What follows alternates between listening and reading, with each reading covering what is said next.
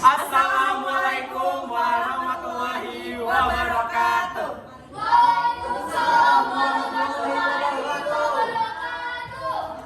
Baik, sebelum kita mulai presentasi kami, perkenalkan saya Muhammad Al-Aziz dan rekan saya. Perkenalkan, nama saya Nadia Eliaziza. Perkenalkan, nama saya Nadia Salmega. Di sini kami akan melakukan presentasi tentang mengidentifikasi tanah. Jenis tanah yang kami ambil adalah tanah humus. Untuk lebih lengkapnya akan kami saksikan di presentasi nanti. Nah, sebelum kita mulai ke PPT-nya, akan kita saksikan video. Halo semuanya, perkenalkan kami dari kelompok 5. Nah, di sini kami akan melakukan observasi terhadap tanah yang berada di sekitar sekolah kita. Nah, sebelumnya perkenalkan kami terlebih dahulu. Saya Nadia Eliaziza. Saya Nadia Salmega. Saya Muhammad Al-Aziz. Nah, langsung saja kita masuk ke videonya. Oke, baik. Saatnya kita masuk ke sesi pengambilan tanah. Nah, di sini teman-teman bisa lihat kami sedang mengambil tanah yang berada di sekitar sekolah kita.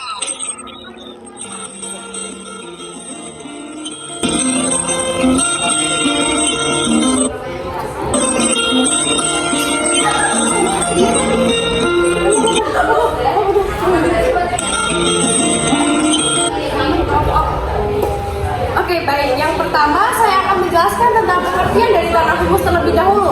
Nah, seperti yang telah kita ketahui, tanah humus ini adalah tanah pada lapisan paling atas yang mempunyai materi organik tergolong dekomposisi seperti asam, sulfat ataupun asam umat.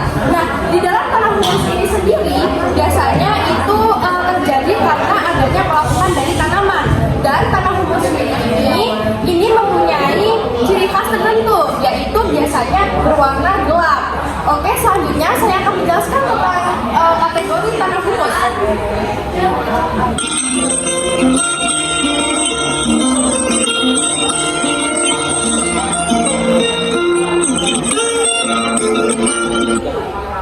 Nah, kategori dari tanah humus sendiri ini, tanah humus ini mempunyai tanah yang subur, termasuk tanah yang subur. Nah, karena ada beberapa karakteristik yang menguatkannya. Yang pertama, karena tanah humus ini kaya akan nutrisi di dalamnya, baik itu dari kalium ataupun dari jenis nutrisi lainnya. Nah, sehingga pada nutrisi ini, yaitu tanah humus ini membantu pertumbuhan dari tanaman ini menjadi lebih baik.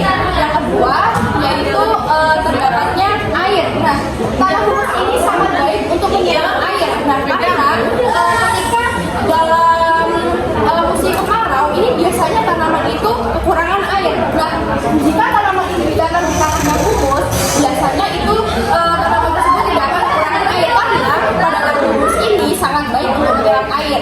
Yang ketiga, yaitu adanya sirkulasi udara dalam tanah ini. Nah, adanya udara pada tanah humus ini itu akan menarik organisme untuk berada pada tanah humus ini sehingga membuat tanah ini menjadi tanah yang sangat subur. Dan yang terakhir itu ada tanah humus ini sangat baik untuk habitat mikroorganisme atau organisme kecil seperti cacing tanah. Nah, pada tanah humus ini mengapa sangat baik karena mempunyai kelembapan yang baik juga pada tanah humus tersebut. Selanjutnya saya akan menjelaskan tentang proses pembentukan.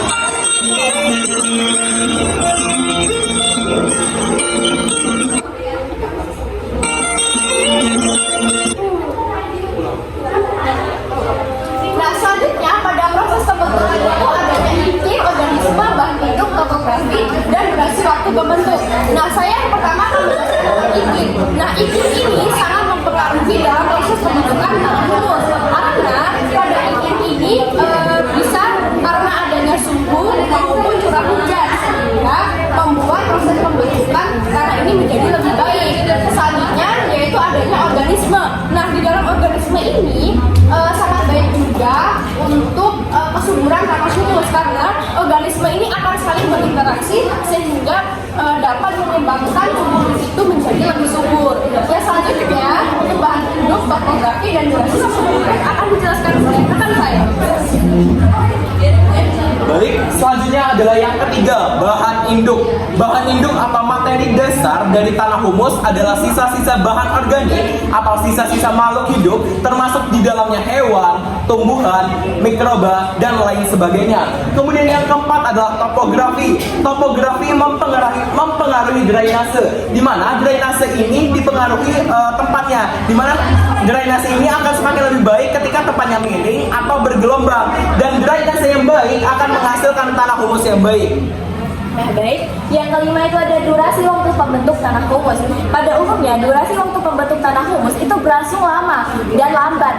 Tapi bisa juga tanah humus itu memiliki durasi waktu yang cepat. Itu tergantung pada topografi, iklim, dan lain-lain.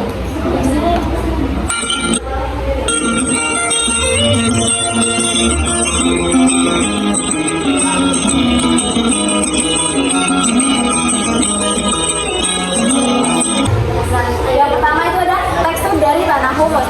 Tanah humus memiliki tekstur yang gambut dan tidak terlalu padat. Dikarenakan tanahnya sendiri itu berasal dari bahan organik yang sudah terurai. Nah, yang nomor dua itu ada struktur dari tanah humus. Tanah humus memiliki struktur yang lembut, berpori, dan juga memiliki warna yang cukup gelap. Dikarenakan tingginya bahan organik pada saat penguraian. Nah, yang ketiga itu ada konsistensi tanah humus. Konsistensi tanah humus itu umumnya rapuh hingga lunak. Dikarenakan tanah humus sendiri itu berasal dari bahan organik yang sudah terurai. Nah, bahan organik tersebut itu kadarnya sangat tinggi. Nah, yang keempat itu ada layar tanah. Layar tanah humus itu cukup tinggi dikarenakan bahan organik pada tanah humus itu yang cukup tinggi. Nah, yang kelima itu ada udara di tanah humus. Nah, udara tanah humus itu terdapat pada pori-pori tanah. Nah, pori-pori dalam tanah humus ini itu membantu dalam proses pertukaran gas pada saat respirasi tanaman dan juga mikroorganisme tanah. Nah, yang keenam itu ada warna dari tanah humus. Tanah humus memiliki warna yang cukup gelap dikarenakan tanah humus sendiri itu berasal dari bahan organik yang cukup tinggi. Nah, kadar pigmen seperti melanin itu juga dapat mempengaruhi warna pada tanah humus.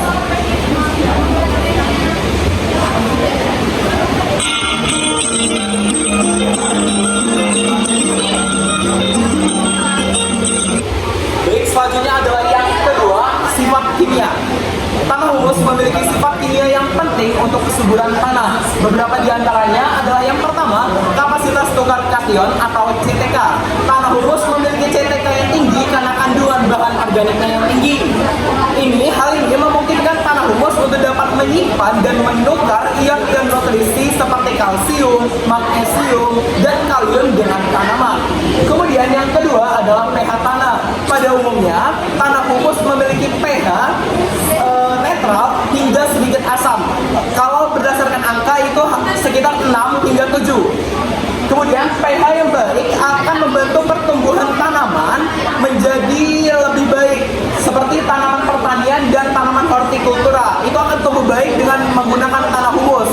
pH tanah yang tepat akan membantu tanaman untuk dapat memperoleh nutrisi secara lebih efisien dan mengurangi resiko toksisitas mineral yang diakibatkan pH yang terlalu tinggi atau pH yang terlalu rendah.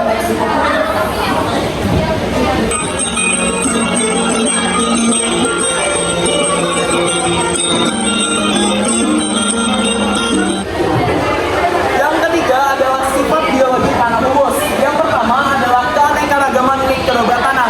Tanah humus mendukung keanekaragaman mikroorganisme, termasuk di dalamnya seperti fungi, bakteri, dan mikroorganisme lainnya. Keanekaragaman mikroorganisme ini sangatlah penting karena mendukung proses dekomposisi bahan organik, siklus nutrisi tanaman, dan keseimbangan ekosistem tanah. Yang kedua adalah aktivitas dekomposer. Dekomposer yang berada di dalam tanah humus akan bertanggung jawab untuk mendekomposisi bahan organik menjadi bentuk yang dapat diserap oleh tanaman. Aktivitas dekomposer ini sangatlah penting untuk menjaga ketersediaan nutrisi yang berada di dalam tanah. Contohnya saja seperti teman-teman pasti lebih sering melihat cacing berada di dalam tanah yang subur, hitam, gembur seperti tanah humus daripada di tanah bebatuan yang keras dan warnanya agak cerah kecoklatan putih. Nah, ketika tanah tersebut ditumbuhi tumbuhan, tentunya akan lebih subur. Kenapa? Karena aktivitas dekomposernya lebih tinggi.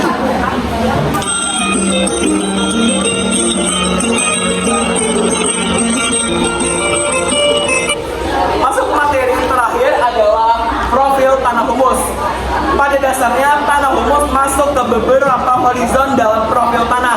Tetapi yang paling mencolok adalah horizon organic O dan horizon topsoil A. Pada horizon organic O, tanah humus terbentuk dari sisa-sisa bahan organik seperti serasa daun, sisa-sisa tumbuhan, dan humus yang belum terurai sepenuhnya. Sedangkan pada horizon topsoil A, tanah humus bercampur dengan mineral tanah dan bahan-bahan organik yang telah terdekomposisi sehingga menciptakan lingkungan yang sehat dan subur untuk pertumbuhan tanaman. Jadi, tanah humus berkontribusi pada pertumbuhan dan kandungan yang berada pada lapisan organik dan horizon A.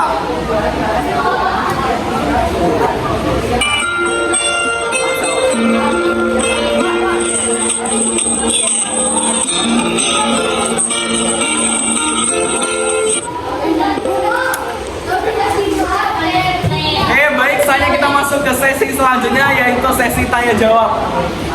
Baik, perkenalkan nama saya Luciana Mutiara. Saya izin bertanya, saya dari kelompok 4. Baik, saya akan menanyakan tentang manfaat apa yang dapat masyarakat terdekat untuk mengolah tanah humus itu. Adakah manfaat lain dari pertanian atau lainnya? Semisal, pokoknya selain dari pertanian itu, adakah manfaatnya untuk masyarakat sekitar? Terima kasih. Perkenalkan nama saya Narodia Datika, saya dari kelompok 6. Nah, di sini saya izin bertanya. Tadi kan sudah dijelaskan bahwa tanah humus itu baik untuk pertanian dan juga penanaman dalam bercocok tanam. Nah, saya di sini bertanya, bagaimana menurut kelompok Anda itu penanganan untuk manajemen ataupun memelihara agar tanah humus tetap produktif dalam masyarakat untuk menggunakannya. Baik. Baik, terima kasih untuk Lutfi dan Naila untuk pertanyaannya. Izinkan kami untuk menjawab. Saya Muhammad Al-Aziz akan menjawab pertanyaan Lutfi. Pertanyaannya, apa kegunaan dari tanah humus selain pada sektor pertanian, terutama pada masyarakat? Contohnya saja seperti ini, tanah humus itu berguna untuk pupuk. Jadi tanah humus ini karena dia mengandung pH yang netral dan sedikit asam, dia itu sangatlah cocok untuk pertumbuhan tanaman. Oleh karena itu bisa dimanfaatkan sebagai pupuk untuk tanaman. Selain itu, karena tanah humus ini dikategorikan sebagai tanah yang sangat subur, otomatis akan sangat mudah untuk ditumbuhi oleh tanaman.